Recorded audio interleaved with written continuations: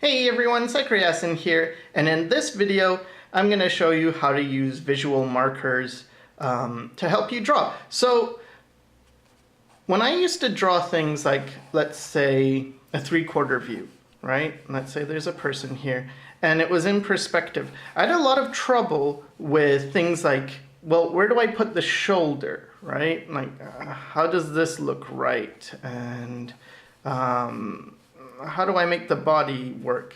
And I didn't have as much trouble from a front view or from a side view. It's like, well, front view, okay, so the head goes down, then you have the shoulders around here, and I have the ears. And this is for my style, so, you know, it's not going to be realistic, but this is just the idea. Okay, and then from a side view, let's say it's similar. You know, you get the ear, you get the neck. And I knew things like, oh yeah, the neck goes at an angle back, and you have the rib cage, which is sort of angled forward, so you get this kind of goes this way, then it goes this way, and you have the spine here, and then you have the pelvis, which is tilted as well. It's like, okay, so I'd have that information, but it seemed to be more difficult when I came to the 3/4 view. And what I think, or what helped me, was to think about these visual markers. So the first thing is, look at relationships. So here's the ear, right? Right here. And here's the shoulder. So what I could do is plot a line down and plot a line up and see, okay, so there's about this much distance between the ear and the shoulder. So then in the 3/4 view, I can place the ear, which wasn't that hard, and I can imagine, okay, I need about this much distance. So I tended to put it too far out before, and now it's like, no, okay, so if there's that much, it's probably going to be around here for the shoulder. And then from the side view, it's like, well, what happens here? Well, if you look here, we have our chin, and we have the nose, and goes to the back of the head. So if you look at the chin and you plot a line straight down, it sort of lines up, at least in my case with my style, with the chest. So it's like, okay, so plot a point down from the chin, and it's going to hit a surface, which is going to be the chest, and this is around the point when it goes down. So it's like, okay, so this goes across and then it goes down. And so I would get something that looks like this. And the arm is now behind, because the arm's around here, right? So the arm is situated behind the chest, which seems like, well, yeah, that makes sense, right? But so many times people don't really consider that, and you get pictures where the arm is just, you know, kind of flat, like this is the chest, and the arms are like this, and you don't have that sense of this coming forward. So this is also useful in things like perspective, this whole like plotting stuff, where you take a line and you bring it up. For instance, if you have a box,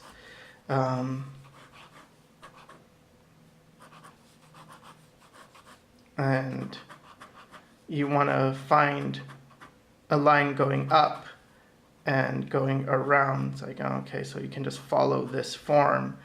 And things like the center point, if there's a marking right in the middle, you can draw an X, and in the middle is gonna, where these 2 points, this line and this connect, that's where your middle point is, and you can bring that across, and you can do the X thing as well, or just bring this backwards. But I don't want to get too much into perspective, but really this is what I mean when I say using visual landmarks. It's like, okay, you already know one piece of information, use that to translate to find another piece of information that you don't know.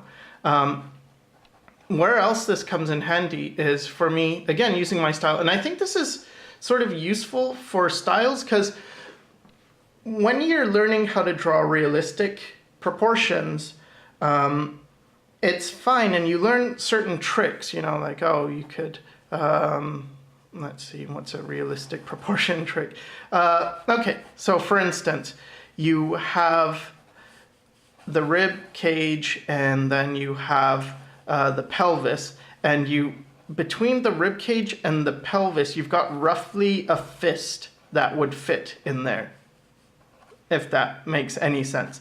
But things like that, just these measurements we can use over and over again. And I think they're very helpful to use not just in real life, but to bring that into your style, and that makes things much faster. For instance, with me, I know, okay, I have a head, and it's roughly the same size in my style again as the rib cage. So then all I need to do is get the head down and get the rib cage volume, and then everything else has to make sense according to that. It's like, well, if the head's this big and the rib cage is roughly this big, well, the neck's going to be about this big, the arms are going to be this big, you know, you're going to have this much space to the pelvis. It sort of solves itself, and your proportions get more accurate. Whereas if I didn't do that, which for a long time I didn't, I would have issues where, for instance, I might have a head, and then I get the neck down, and then I go from the neck to the shoulders, and then it's already getting kind of wonky, because it's like, well, what's this distance, right? How wide should the shoulders be? And then I get, let's say I put in a rib cage, and it's like, okay, so here's our rib cage, and then I put in the arms sort of according to that. And then I bring this body down, I get the hips, and it's like, well, the hips go out a bit, so it's like, okay, so we get that, and then we keep, I mean, this is a bit of an exaggeration, but you can see how it gets very distorted. It starts to be like, oh, this person has a pretty small head and a pretty gigantic body. Even though in some ways I suppose the head is a bit more normally proportioned, but it's still, you lose track, especially for me, because I'm not trying to do this type of proportion, you lose track of things pretty quickly. So really the message of this isn't so much, you know, here's how to do it for you and here's the proportions to use. It's more just advice, like, oh, try looking at your proportions and analyzing them and seeing like, well, okay, do you understand this in a side view? And even if it's not a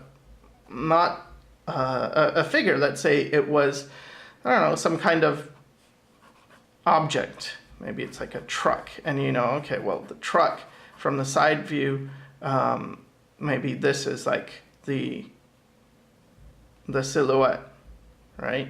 And it's like, okay, well, what that lets you know from, let's say, if you're drawing it at a front view, is you can see, okay, well, this amount is how much shows of the back of this back part of the truck, the cargo area, and like this high is the driving part. And it's like, okay, so now you get a sense of a relationship between this and this. And you can even see like, okay, so this is about half of like, or this is twice as big as this. So it's like break it into units, and you can say, okay, so this is 3 units with 1, 2, and 3. And then if you were to draw this, you know, in perspective more, this was, draw it further back. And this was coming at us, and we could just divide this into 3, so 1, 2, 3, and we would know, okay, so the driving portion is occupying this space of the truck, and the window goes all the way up here, and then you have the wheels here. It's like, okay, so I mean, clearly I don't draw vehicles, but this is the idea. This translates across subject matter. It's not really important what your subject matter is. It's more important that you are using guides to help you and creating your own guides. This is, I guess, the biggest part is to try and empower you to not have to rely so much on, well, can I find a tutorial about how this is done, or how does this other artist do it? But rather, well, remembering, okay, maybe I can solve this myself, maybe I can figure it out, and paying attention to things like that. Also, when I do figure drawing, something that's useful for me is to always, again, look at visual relationships. Like, I'll have a head here, right? And then I'll have a body doing something.